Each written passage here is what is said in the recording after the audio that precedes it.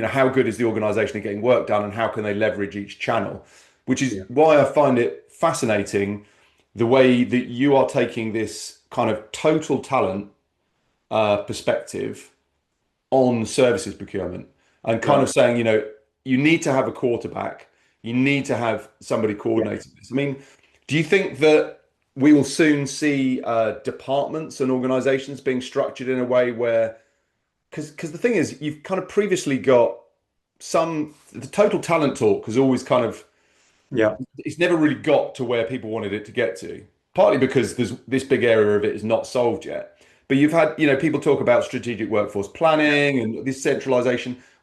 What's your view on how that might look in the future? So I have hope, and it stems from a couple of observations, right? One, if you go like probably 7, 8 years back, most of the contingent talent programs also used to sit with procurement. But now you see a shift.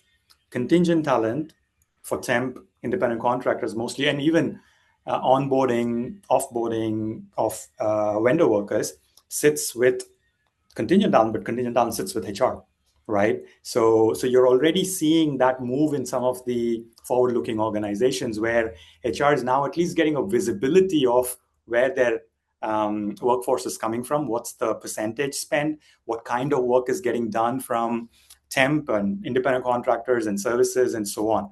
So that is very important, and that visibility is super important. And once you have that, then when you see this shift of skills-based organization that most organizations from a talent strategy perspective are talking about, that is also kind of connected, right? Because once you start talking about what skills do we need for work to be done, then the next question is, where can you get those skills from? It's kind of saying, okay, I want to get this work done, not that I want to get a worker, but how do I get this work done? And skills-based organization is also connecting to it. So I see these merging together, and that would lead to total talent.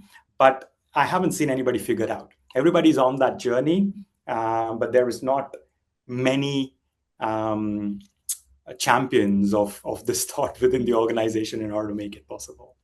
Yeah, I think I mentioned to you Lisa Williams from Dow Chemicals. I've had a really interesting conversation with her recently, and she was very much she's absolutely passionate about championing this kind of total talent viewpoint on it. Um, but I do really think that one of the reasons this hasn't been coordinated and orchestrated and centralized is if you've got five different channels and you can only see three of them, you can't coordinate it. Yes. So I think that the total talent thing has been one of those things that it's kind of like people when they go to conferences and someone's talking about total talent, a lot of the time it's just the same stuff getting rolled Yeah. out again and again and again. And it's really interesting to hear people like yourself and people like Lisa talking about it in a different way and in a way where they're taking actions over it. Mm. Um, and I think it's really interesting when you look at like whose problem is that? Who should be in charge of that?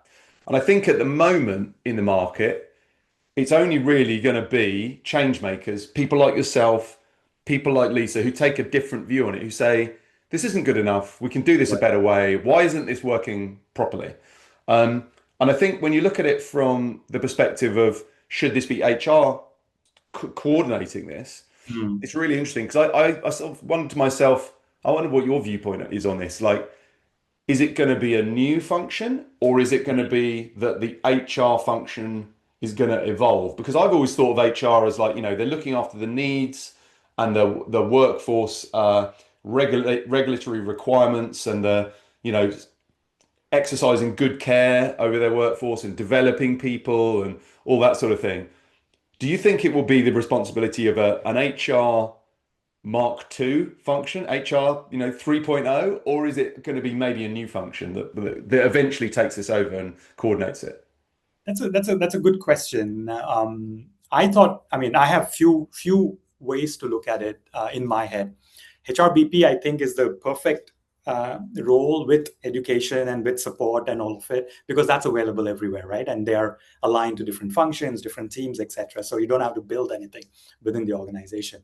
But if you can't train or get that mindset shift within HRBPs, then who's next well positioned to do it? I feel contingent talent teams are well positioned to do it because they understand the non-employee workforce holistically, and they understand full-time employment holistically as well. And if you have contingent folks who understand TA, they're better suited in order to get this whole thing together in conjunction with the HRBP as well, because they are the ones architecting the org structures, etc., along with org design and all. Or there may be a third role that comes up, right, which kind of connects all of this together, and they are a partner whenever there's a need for hiring that arises within an organization. And then like a resource planning partner or somebody who comes in and says, okay, I know these are my options of channels that I can go to, but let me see what you need, right? And what is the problem that you're trying to solve? How do you want to evolve the business, maybe along with HRBP? And then say, okay, for this is the best way to do it, right? And then it goes to the COEs that come in, TA or CT or procurement, however. But yeah, I mean, that's in my head. I have a question for you, Johnny. Do you see a different way of thinking in organizations which are scaling now, like probably 500 employees, etc.?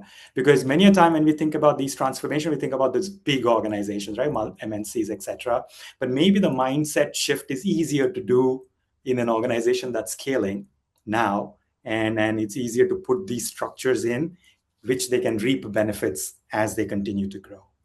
Do you see? It's a really good question. I mean, we typically deal with larger organizations, Right.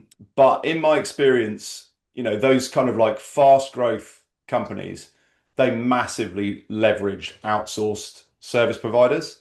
They're very flexible in their approach to doing the work, partly because they just can't hire quick enough. Yeah. And if they're in a technical sector, quite often it will be like scarce skills, new skills, very technical skills where there are gaps in the workforce, and there's been this kind of like war for technical talent for a long period of time. I think inherently as a smaller organization, it is easier because you're just dealing with less mass and less structure. But what we're seeing in terms of how smaller organizations are approaching this whole kind of getting workforce done effort, it's fast. It's really, really fast, and it's flexible so that they can be fast. It's definitely like you snooze, you lose. And that's the thing is, I do think that message now, that's the thing I would say is translating up to the message that CEOs need to take on board, and CFOs and COOs and CPOs need to take on board is, if your organization is not deploying effective units of effort, whatever that workforce channel may be, you're going to lose, because you've got to get the work done to deliver your product, to deliver your service. It has to be done faster. It's more complicated. It's changing faster. The competition moves faster. Like these big organizations that are just stuck in the structure where they can't see stuff and they can't manage this, they're going to lose out to more agile organizations. So if there's anything to take from these smaller organizations as to how they're doing it, they recognize the urgency